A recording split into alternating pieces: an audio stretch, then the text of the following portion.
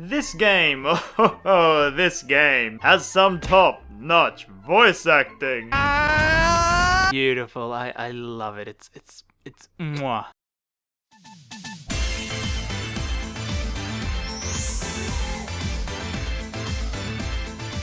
Now that's comedy. Xenoblade, oh Xenoblade. When you first came out on the Wii, you were just... oh jeez, what is that? But your captivating story won over many fans, and so the Big N was like, yeah, alright, make a game for our better console.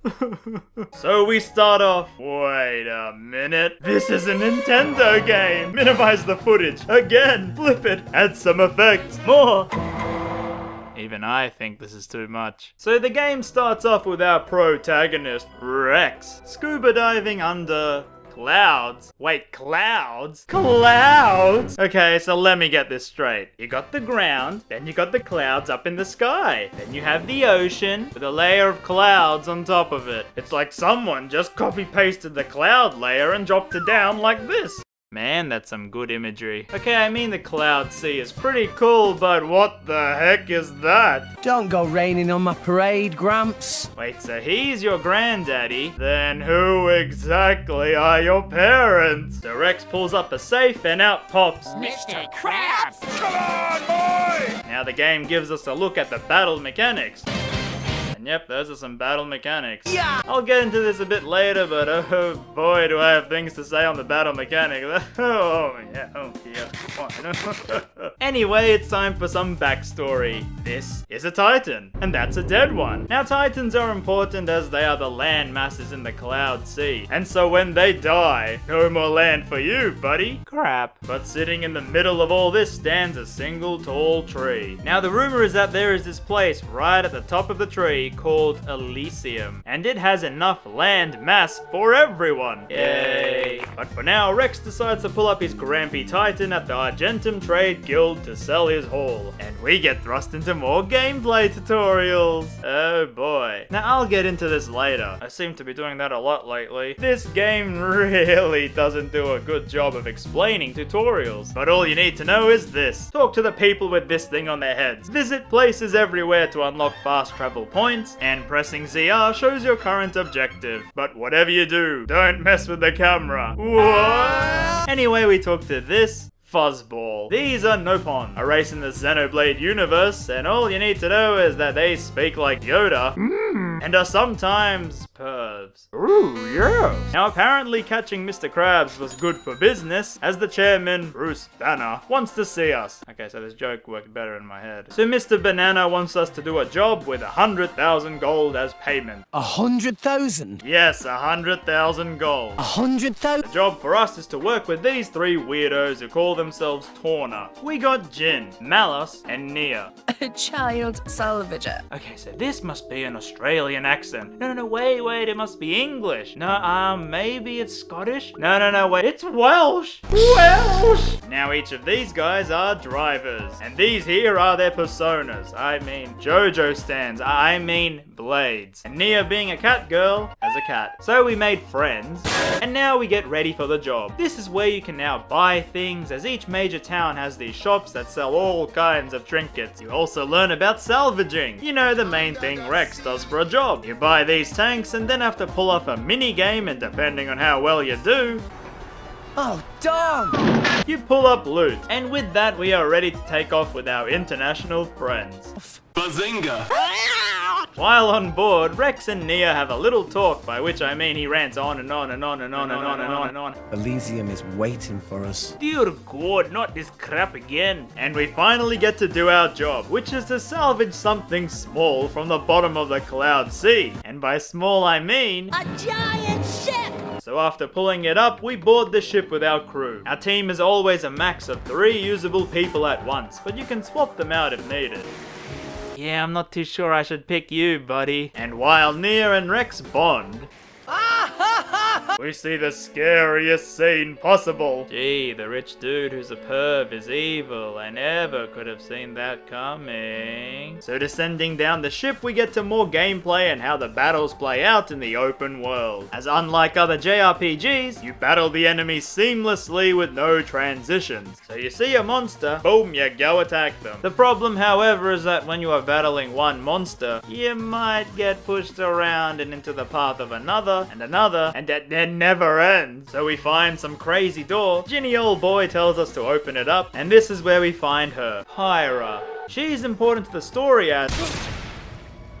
Wait a minute, Jimbo, I wasn't done explaining. So Pyra here is a special kind of blade called the Aegis. That's the Aegis. And well, we are now kinda dead. So she offers half her life to revive us. In exchange, we promise to take her to Elysium because every single person in this game wants to go to that place. After that little bonding session, she is now our blade and we are her driver. Malos and Jin get mad because we took Pyra for ourselves and now we have to defend her.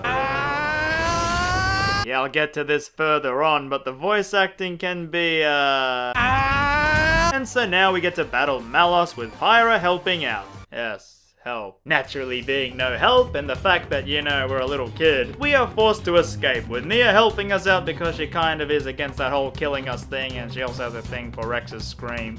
So in comes Gramps, who can fly now. Yes, you heard me. This old dude is just full of surprises. Yep, looks like we crash landed on this island and Gramps is missing. Oh no, how tragic. I guess we better go off and find the old weirdo.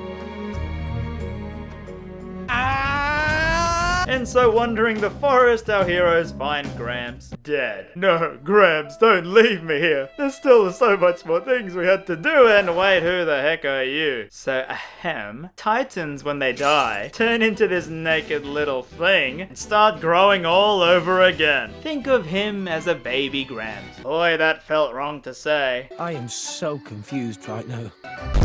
And I guess with a blade in one hand and a furball in our helmet, we continue searching for a way out of the forest and also finding Nia, I guess.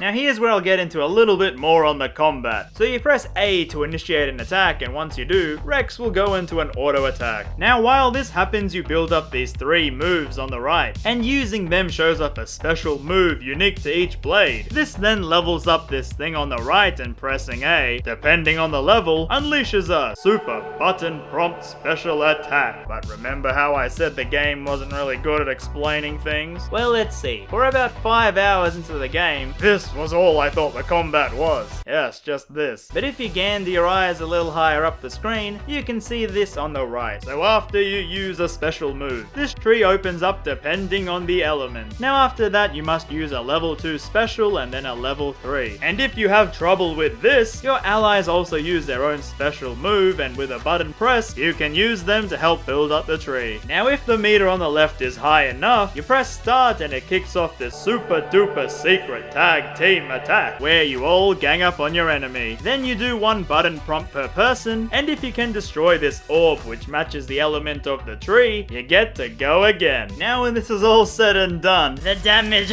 oh the damage. Also the bar will naturally build up with attacks, and you can use 1 bar to revive a fallen ally, including the AI reviving you. Hurry up and revive me! So the reason I went into detail on that is because for the life of me, I did not understand this at all from the game. I had to look up guides for this because I couldn't believe that this was all there was to the combat. I am probably just dumb. But once you know this, the combat becomes insanely more fun and tactical, as your eyes are always darting around the screen looking for what to do next. A problem though is that a lot of the monsters early game are so weak that they die too quickly before you can even build up the tree. But trust me, when you get to mid to late game, this is so addicting. Anyway, look! I'm riding a tiger.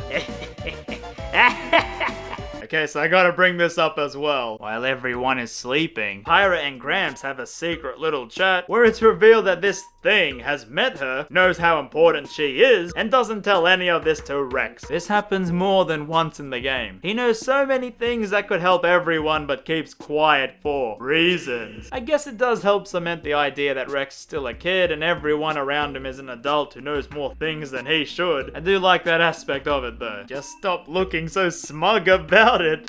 Rex finally notices that Nia is a cat girl. Well, took you long enough. Or Gormoti, as is the technical term. And the place where they landed is her birthland. Birth Titan. Anyway, the next stop is the capital, Torigoth. Level 75? Nah, I'm sure I'll be fine. Finally, we made it to Torigoth, the cat people capital. And we see that Nia is now on the FBI's most wanted list for being associated with Torna. Here we learn that yes, you can get more blades, as we see one dude literally die trying to awaken a core crystal. Think of them like Pokeballs. You resonate with them and bam, you're either dead or you get a new blade. Okay, you're not really dead, don't worry, it's a Nintendo game. Okay, so I think it's a good time to bring up the voice acting. No, not the actual voice actors, because I think they nailed a lot of the voices for the characters, but the voice direction is atrocious. So you would have a sentence, but instead of getting the voice actors to record the line in one go, it's like, nah, okay, record this bit today, come back tomorrow and we'll finish the rest of the line. I know most TV shows have the actors record while the animation is there on screen to try and match the lips. What does the Aegis even mean? Well, okay, they don't clearly do that here, but it's like the voice actors didn't even know what was the context for some of these lines. And as usual, the worst contender for this was dear old Gramps. I remember crashing through many trees before landing here. We seem to have attracted the guards since we hold the powerful Aegis, and Nia subsequently gets captured in this mess by the blue fire blade. This is an Ethernet! But we managed to escape. Don't let them escape! Which kinda annoys the head military man. Science! So to lay low, we hide with the help of this Noppon, Tora, who isn't really a driver but is smart enough to make his own mechanical blade. Who he dresses up as a maid in his quiet time. How ready of service, master? Okay, but seriously, Poppy is actually a really good character. It's just a shame her introduction was with this dude. Now, while we deal with these pervy fuzzballs and a naked grandpa on the table, the head inquisitor of the military comes in to meet up with her blade to capture Pyra. I mean, sure, hey, what's one more person chasing after us gonna change? So Pyra dresses up as an Ewok from Star Wars, and we wander the streets looking for Nia. This is where the game opens up a bit more with the shops and menus. Now, I won't go into much detail here, but the game really lets you customize your playstyle to suit your needs. However, 1. Always open this menu. It has blade abilities and they don't actually unlock until you open the menu, even though the game tricks you. And you will need to level these up to use the field abilities, which actually are needed to get through the game. And 2. You can roll for more blades. So it's like a gambling system without microtransactions, where you find core crystals in the world and roll for a new blade. Some are terrible. Ew. And some look so amazing with their own cutscene and everything. The game, however, auto-saves after each roll, so no cheating here. So after asking around, we find that Nia is being held in the big military ship, and Rex has a clever idea. I guess we'll just have to mount a full-on attack. No. How about instead, Rexy boy, we wait for low tide and sneak in from the bottom, huh? Ah, pretty smart, eh? So before we go out, we learn that Tora will come along to help us with its artificial blade Poppy, after a small fee, of course. Assist? How exactly? Nothing illegal? I hope? Game! See what I mean when I say this dude creeps me out? Now the process to level up Poppy is different to normal blade since she actually isn't a real blade. You have to play this game called Tiger, which is like a salvager thing where it auto scrolls down, you pick treasure, and you dodge enemies. Did I mention how freaking hard this mini game was? Anywho, we make it through the secret opening and sneak around the military base. Wow! World has many amazing places in it! Perhaps rest and enjoy view for a bit. View? What view? I mean, metallic endless hallway, sure, that's a view.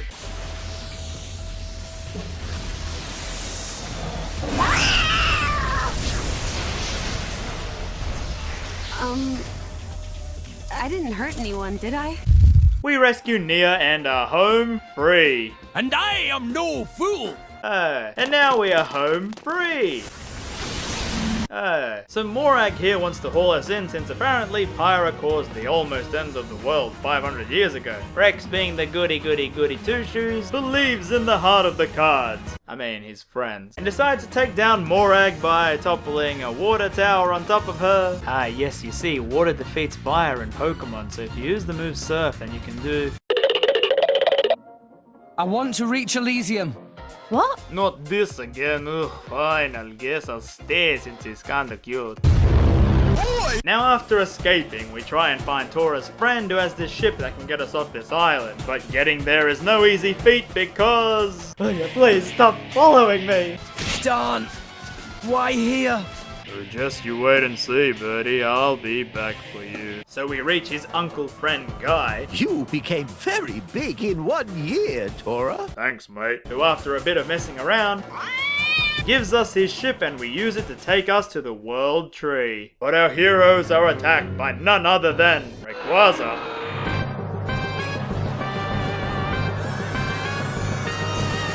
Into the belly of the beast we go.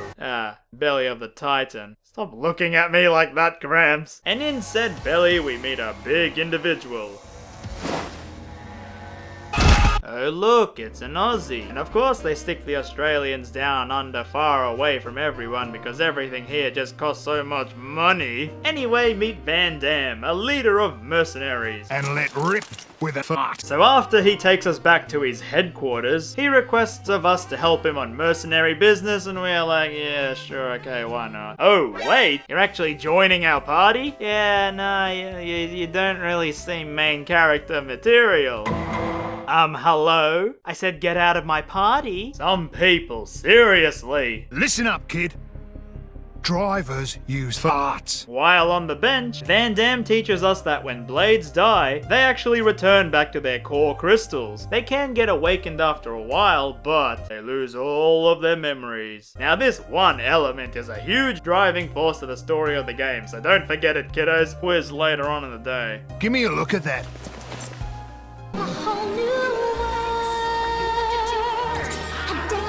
So after Van Dam gets released by the FBI, he tells us that it's odd that Pyra and Rex both feel each other's pain because Blade shouldn't really feel anything. I guess it's because, oh, I don't know, half of her heart is in Rex? Wait a minute. Heart? Is this Xenoblade? Or is this actually... Now when we get back we find this dude, Aegis, who works for Torna alongside Malos and Jin. He tries to capture Pyra but Mr. Aussie scares him off. And afterwards he tells us we should go to the capital of Australia, Araya. Yeah. To then find someone to help us with our Pokemon problem. But we get interrupted on the way by actual literal JoJo characters.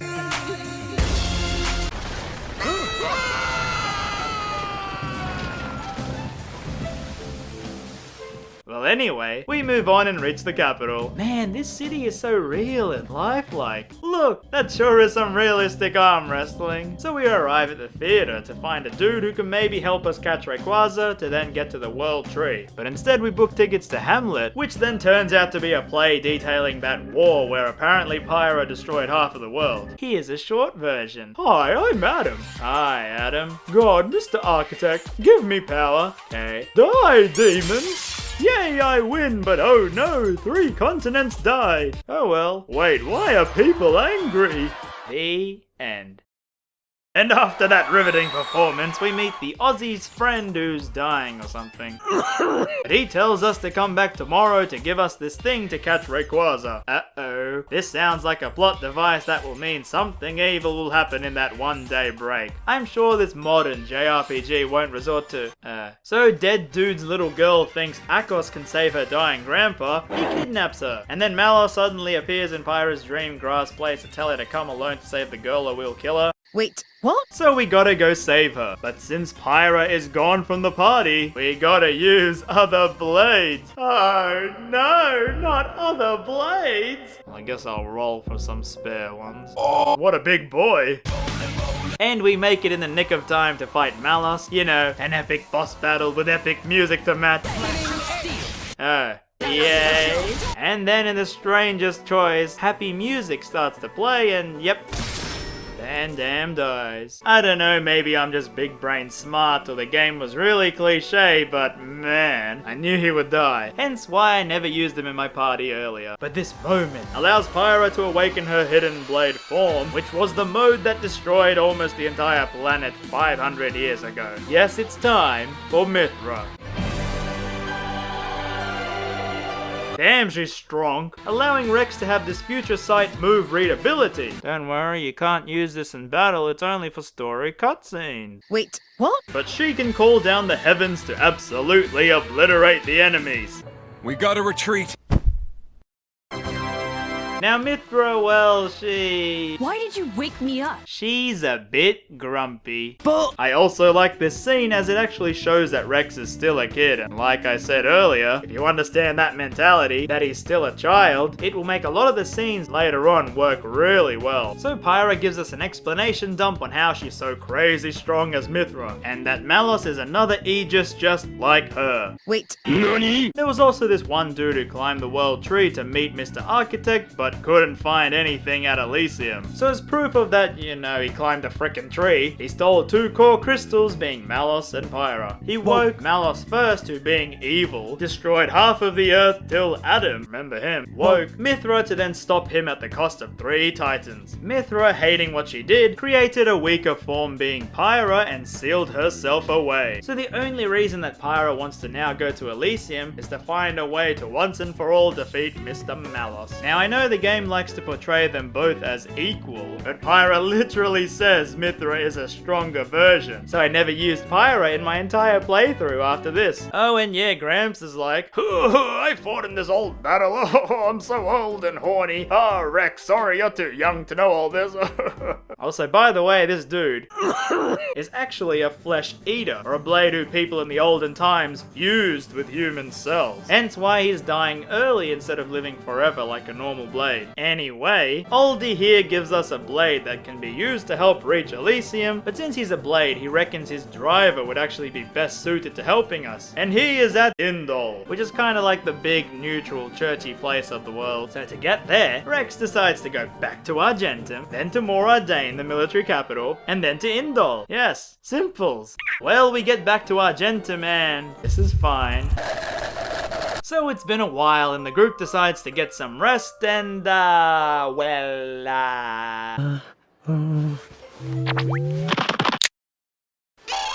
interloper! Monster! She's certainly exposing an awful lot of skin. Pot, meat kettle. Yeah, what, mate? Say it to my face and not online, and we'll see what happens. Have you looked in a mirror recently? So the morning after, Rex is panicking like crazy that he almost held hands with a real girl, while Gramps and the tiger watch on. We need a little romance in our lives too, eh? I can't do this dude is so creepy. Actually, I'm quite all right. My. Will you get out of here? Stop with these horny old men! Oh yeah, and hi Alphonse. yes, So this here is the prince, kid of Moradane, the big military continent, and also the brother of Morag. received reports of an attack on a ship headed for the Praetorium. Okay, seriously, how can you even read like this? So we get some more political talk, which really isn't that interesting to us at the moment. The Senate. Do it. But more importantly, we got some blades to roll.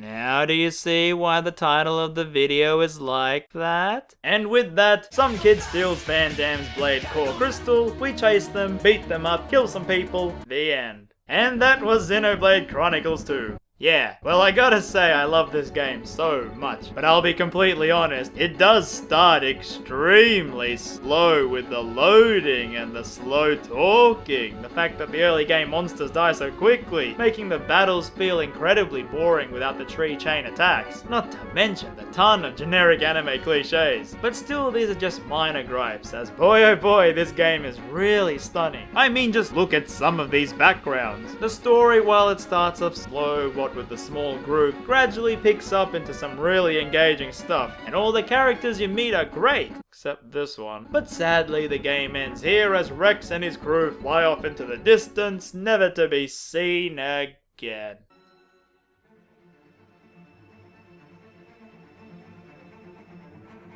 You know what? Maybe, just maybe, I can do another part to this. Trojan, RamZaes, Magnum, Sheik!